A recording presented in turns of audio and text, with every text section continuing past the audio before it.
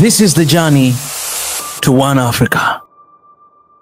In 1987, Thomas Sankara, a revolutionary African leader, was assassinated by French imperialists. Sankara drove out French imperialism from Burkina Faso and withdrew from IMF and made the country non-reliant on foreign aid.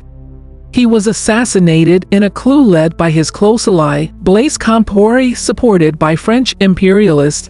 As far as African leadership goes, Thomas Sankara was cut from a different piece of cloth. Here are some of his accomplishments. Only 4 years in power. 1983 to 87. He vaccinated 2.5 million children against meningitis, yellow fever, and measles in a matter of weeks. He initiated a nationwide literacy campaign, increasing the literacy rate from 13% in 1983 to 73% in 1987. He planted over 10 million trees to prevent desertification.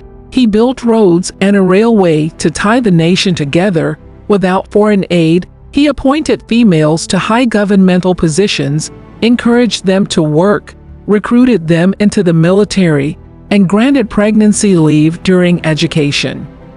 He outlawed female genital mutilation, forced marriages, and polygamy in support of women's rights. He sold off the government fleet of Mercedes cars and made the Renault 5, the cheapest car sold in Burkina Faso at that time, the official service car of the ministers.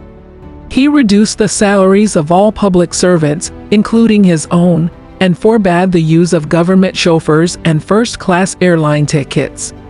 He redistributed land from the feudal landlords and gave it directly to the peasants. Wheat production rose in 3 years from 1,700 kilograms per hectare to 3,800 kilograms per hectare, making the country food self-sufficient. He opposed foreign aid, saying that he who feeds you controls you. He spoke in forums like the Organization of African Unity against continued neo-colonialist penetration of Africa through Western trade and finance. He called for a united front of African nations to repudiate their foreign debt.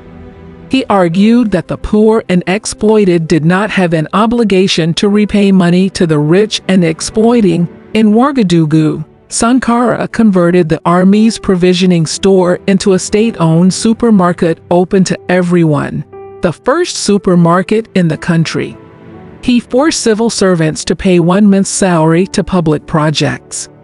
He refused to use the air conditioning in his office on the grounds that such luxury was not available to anyone but a handful of Burkinabés. As president, he lowered his salary to $450 a month and limited his possessions to a car, 4 bikes, 3 guitars, a fridge, and a broken freezer. A motorcyclist himself, he formed an all-women motorcycle personal guard.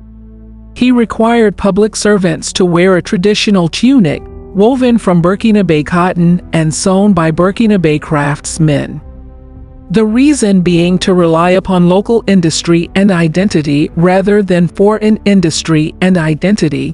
When asked why he didn't want his portrait hung in public places, as was the norm for other African leaders, Sankara replied, "There are 7 million Thomas Sankaras." An accomplished guitarist, he wrote the new national anthem himself,